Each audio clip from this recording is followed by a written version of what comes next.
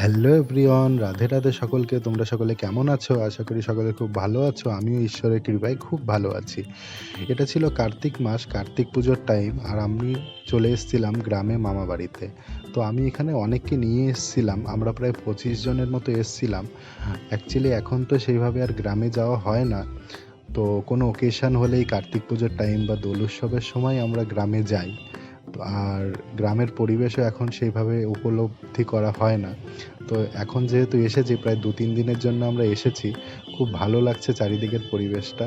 এখানে সবাই মিলে গসিপ করছে।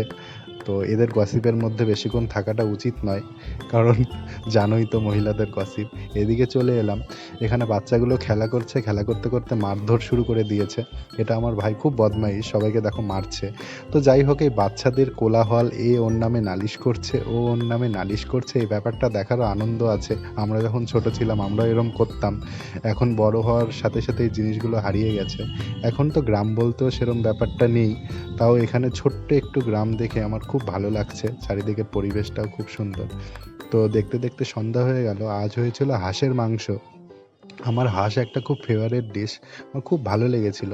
প্রায় 5টে হাঁস আজকে রান্না হয়েছে। আমরা সবাই মিলেই কেটেছিলাম। তো কাটার ভিডিওটা নেই, না হলে দেখাতাম। তো এখানে সবাই মিলে এনজয় করে খাচ্ছি গ্রামের রান্নাঘরে। খুব ভালো